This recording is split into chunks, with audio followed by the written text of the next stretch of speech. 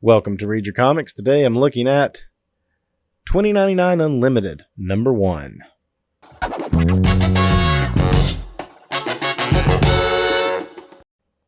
It's 1993 and the industry is bumping. It is coming off of the highs of the McFarlane Spider-Man, the X-Men Jim Lee book, Rob Liefeld's X-Force. Image had launched already, and things were selling in the near million copies per book. Even low selling books were in the multiple hundred thousands at this point, such as this one right here. 2099 Unlimited, number 1, ranked in as the number 171st selling book of that year. The 2099 line launched in 1992 with 4 titles being Spider-Man 2099, Doom 2099, Punisher 2099, and the Stan Lee classic Ravage 2099. And those were the 4 titles that have been going for, I guess, close to a year when this book was released as a 5th week event. They must have been coming out once each week. I really don't know the publication schedule of the 2099 books, but my guess is they were coming out once a week. A different 2099 title was coming out, and so they came up with the Unlimited book to fill in that random 5th week that happens 4 times a year. In this case, they decided we're going to launch the Hulk 2099, which there is a Spider-Man 2099 story in this. It's 2 separate stories. The Spider-Man 2099 story, and it's not done by the regular creative team of Peter David and Rick Leonardi.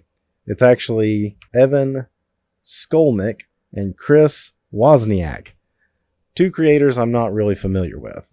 And I think that is a problem with this book. Right off the bat, you don't even know who these creators are. You're getting a character, a story not from its regular creative team. So where does this fit into the regular series that you're reading?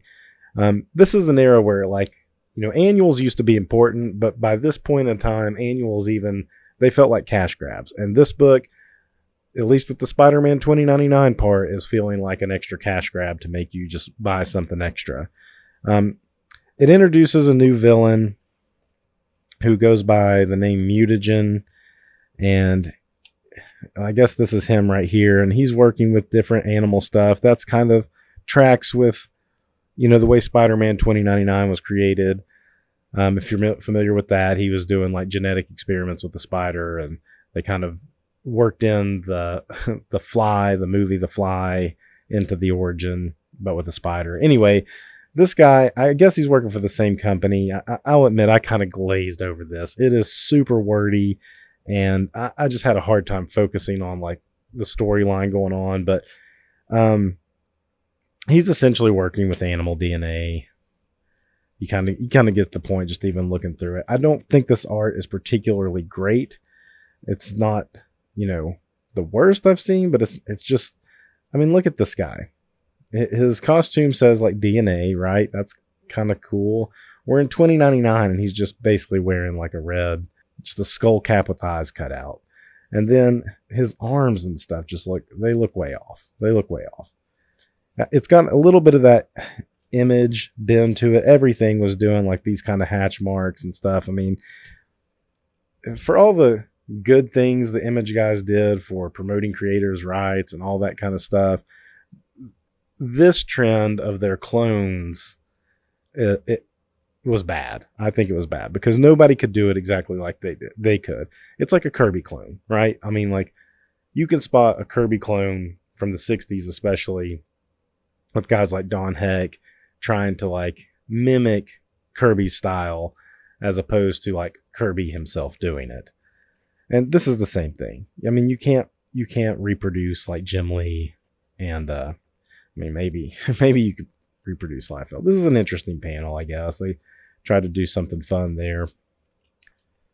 Kind of works. Spider-Man 2099 gets involved, and this character, apparently he adapts. He evolves as the story goes along. When Spider-Man 2099 touches him, he kind of doesn't take his powers, but absorbs something in him that gives him some spider-like powers too. So he's almost like a mimic type character. And look, his costume's changed right there, I think. Go back. Yeah, look, it crosses up into like the collar there, but here it's just a circle. That maybe that's a coloring mistake though. Maybe the colors forgot to just color up like that. Who knows? Anyway, he pretty much escapes. See, as he's evolving, he like looks a little different. Spider-Man webs him up and electrocutes him at one point here. Thinks it kills him. I mean, it looks like it kills him, but he comes back, and then look how he has like, I mean, he can like morph. That's on purpose. That's like his squirrel power or something. And he escapes and is like, I'll be back. And I don't know if this character ever shows up again in the main title. It may show up more in this 2099 Unlimited book. I did not stick with that. Mostly I wanted to look at this Hulk 2099 though. The Hulk was my favorite character. So I was excited to see a Hulk 2099 character. And I hated this. I hated the way he looked. Nothing about this design is appealing to me. This is like Pitt was coming out. The Hulk artist Dale Keown left for Image and made his own extreme looking Hulk character called Pitt. I liked that fine. It was a different character. It wasn't the Hulk. And it looked like they were trying to like mimic that here. And it bothered me a lot. I hated these claws, these feet. I mean, he has like this crazy tongue, and then we'll see even his tongue has little spikes on it, on the end of his tongue. Man, it bothered me. So, let's see. Who's the creative team on this one? We got Gerard Jones and Dwayne Turner as the artist. You know, from a drawing perspective, this is drawn well, I guess. I mean, if this wasn't coming across as a Hulk, I would probably think that looks pretty cool, but like, we're calling it the Hulk. He's going to be our main character. I just didn't like it. He looks like a lizard, and his face kind of even changes shape at times. Like here, it's very lizard looking. He's infiltrating this base. I think these soldiers are called like Sweet Dreams or something.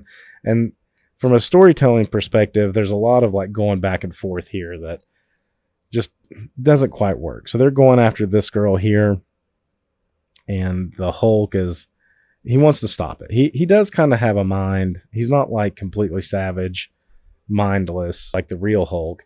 He's I mean, it's hard to explain exactly because you don't get a lot in this.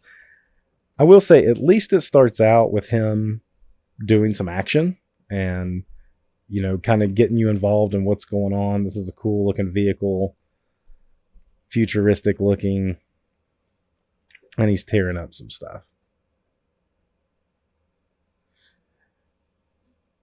So he stops them from killing the girl and makes them retreat for the moment. Stops them from killing the girl, at least temporarily. They retreat, and he reverts back, and now we're going to get backstory. You know, that's a pretty good way to like start introducing this character. Start with a bang. He's already got his powers, and then like go back and tell the story. Spider-Man 2099 started out in the first issue the same way, going all the way back to Fantastic Four #1. That's how it started out too. They already had their powers, and then we got a flashback of how they got them.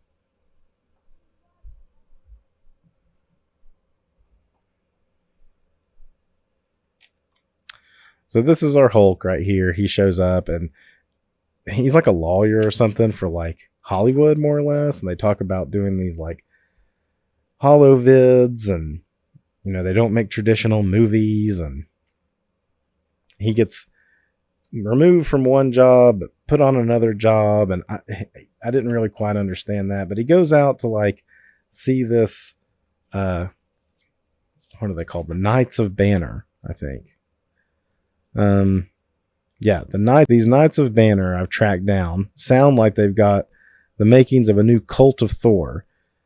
We may even be able to market them as a new religion, like Nirvana Multimedia sold the Thories.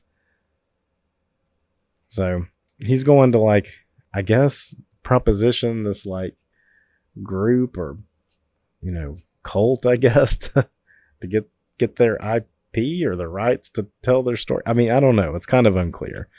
So he goes to this like castle that was an old soundstage. that's apparently been shut down because they don't make movies like that anymore. And you have these, like, working out fit dudes. They're talking about bravery and strength and stuff. I don't see any women around. They're throwing swords at each other, like, just for trust and bravery. He's trying to convince them to, tell their story, and they aren't really falling for it and stuff. But he befriends this kid, and this kid tells him how they're not just called like the Knights of Banner. Weird name watch there. The Knights of Banner after like a flag, but the Knights of Bruce Banner, who was the Hulk, the pure embodiment of strength and bravery. And he's like, what did he say? The Hulk was just some pathetic radiation freak. He's the main reason gamma rays were declared uncontrollable and outlawed for the last century. But the kid's like, nah, man, we've been doing some like experiments with gamma rays. Come check them out. And this is where it's like, he's going to check out this experiment with these gamma rays, right? And then we turn the page, and he's dropped the kid off, and now he's talking to this Aurora person again, that there's like a new hit out. He doesn't really want people to get killed and stuff. So there's an admirable aspect to him there. Weird future clothes where his tie is on the side. Not the best face here either. I feel like Dwayne Turner is a decent artist. This feels very rushed though. This looks good. Right, this looks terrible. And that tie. Anyway, so this is like some singer that she's the new target. And I guess she's a target because she's going outside the corporate standards of subliminal messages and stuff. And she's also pining for the nostalgia of the 1990s. I hate 2099. Can you imagine going to a party with Dan Quayle and Madonna and Ice-T?